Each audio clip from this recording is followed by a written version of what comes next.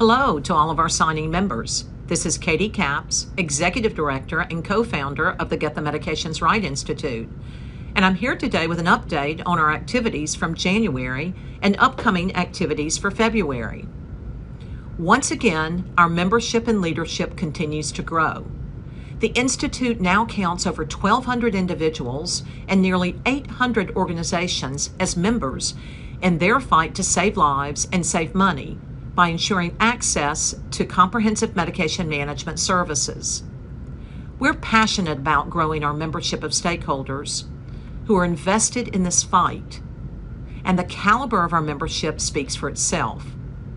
We're fortunate to count so many of the leaders at the forefront of medical science among our members, and we're continuing to recruit the best and brightest to be part of our mission. As part of this growth, Kimber Booth has recently joined the Institute as a strategic partner. We're happy to have their leadership and expertise on board. Executive members and strategic partners are crucial to the success of the Institute, and they support our activities through leadership and participation in our work groups, task forces, and learning networks. We appreciate their time and financial contributions to overcome barriers to achieving medication optimization through comprehensive medication management and practice. Thank you to all those organizations who play a huge part in leading the Institute in its mission and vision to get the medications right. Having dedicated members is crucial to our success. If you would like to further commit to the Institute as a funding member, please contact us. In addition to robust growth over the past 18 months, GTMRX has published multiple comprehensive reports on how to reform medication management.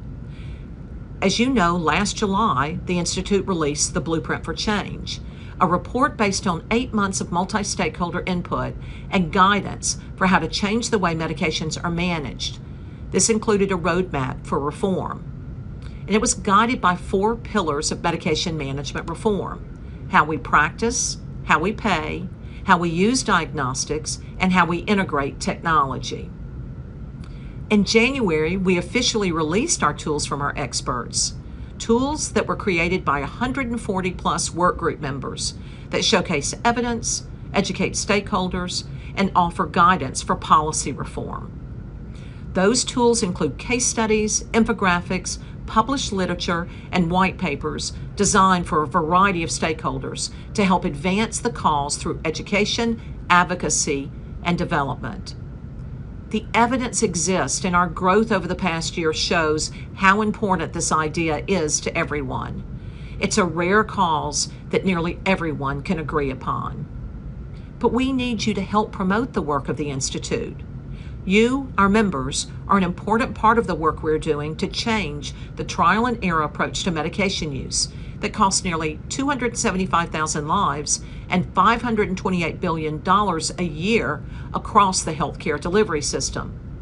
So please share these tools shamelessly through social media, on your website, and through any type of distribution mechanism you may have available to you. You can find the tools on our website, and they can be filtered by document type as well as stakeholder. Now, in addition to the tools that were created, we also created a promotional toolkit to make it easy for you to get the information out. Within that promotional toolkit, there's newsletter copy, there are social media shareables, there are tools from our experts, thumbnails, as well as additional blogs that may be useful through your membership channels. The tools from our experts and the issues and conversation starters that are part of this promotional toolkit are foundational to the GTMRX awareness campaign. This campaign is going to be rolled out over the next 6 months. So please help us amplify and disseminate these guidance documents through your channels. Don't forget to link back to GTMRX. It's gtmr.org. As a young nonprofit, we are aggressively building our digital presence. Now, another way to learn from our experts over the coming months is through blogs and articles and podcasts that we'll be releasing. Recently, we had guest writers and GTMRX workgroup leaders Sean McFarland from the Veterans Administration and Marcia Buck from ACCP featured in a blog that focused on the differences between CMM and MTM. You know, those two terms are often confused. MTM typically focuses on strictly a disease state with an emphasis on adherence and discrete activities. The term is encumbered by its historic relationship to Medicare Part D programs. But CMM goes further, and it's more comprehensive. CMM takes a person-centered, team-based approach with a pharmacist working in collaborative practice with a physician to ensure that patients reach their clinical goals of therapy and that the patient is actively engaged in the process, making sure that medications are first safe, then effective and appropriate. You can read this blog and others like it on our website. During every update, I've shared with you work that we're doing with employers as health plan sponsors. That work continues as we work to educate employers about what they should expect from their medication therapy management program and what they're not getting from their medication therapy management program that they should demand from those solution providers. Employers want a better healthcare system.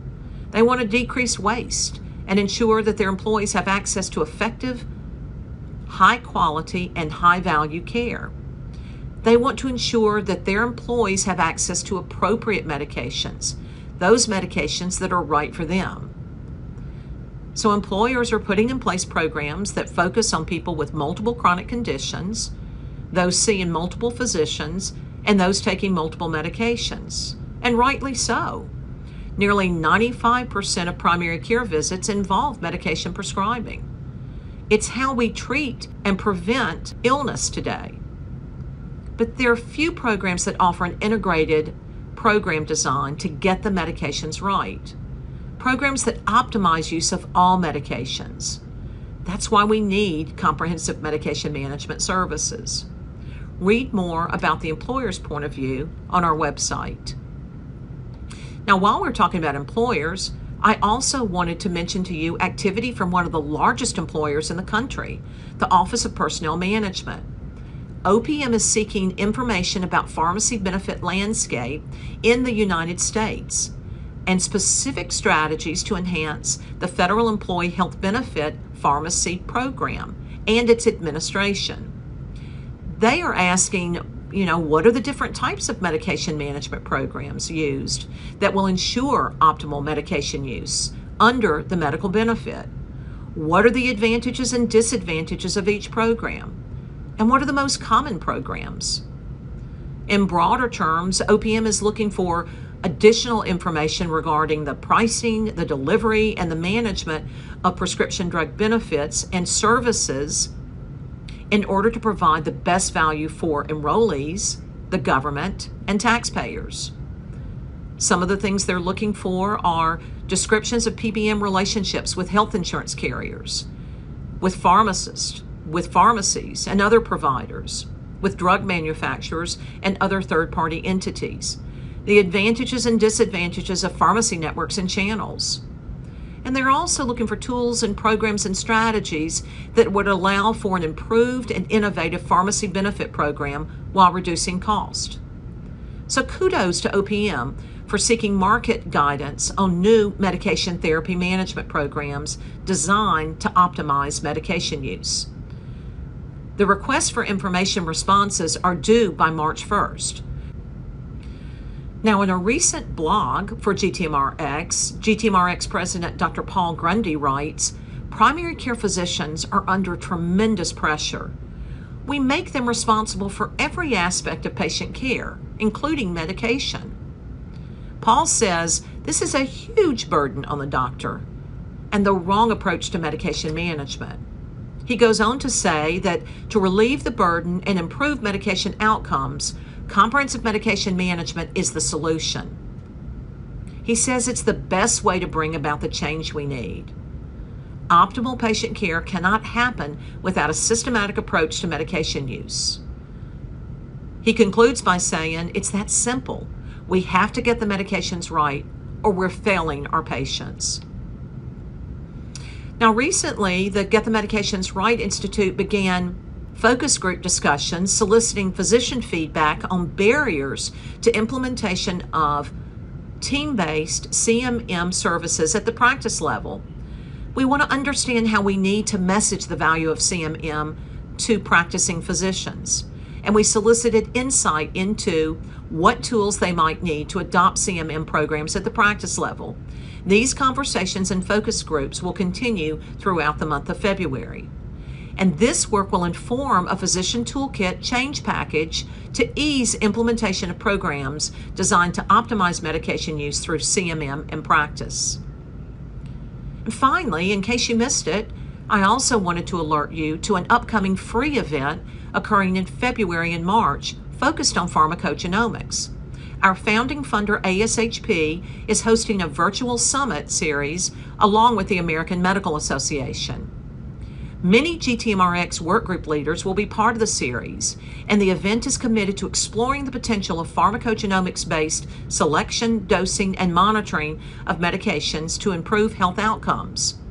To further clinicians' understanding of this emerging area of medicine, the AMA and ASHP have developed this informative series, the virtual series, of facilitated webinars. During those, they'll evaluate the evidence, identify and promote current and best practices, and offer guidance on the clinical application of pharmacogenomics in order to understand the health equity implications of adoption as well. Now, the webinars are free, and they'll run from February the 9th through March the 18th. You can register at the link on the screen. I would encourage you to visit ASHP's website. And with that, thank you for listening to this update. Our sincerest gratitude goes out to all of our members, especially those who are on the front lines demonstrating bravery and commitment in the face of this challenging time. If you have any questions or would like to get involved in our work, please get in contact with us. We'd love to have more hands on deck. Our members offer their unique perspectives to support our work. Thank you for your continued support. So until next time, be well.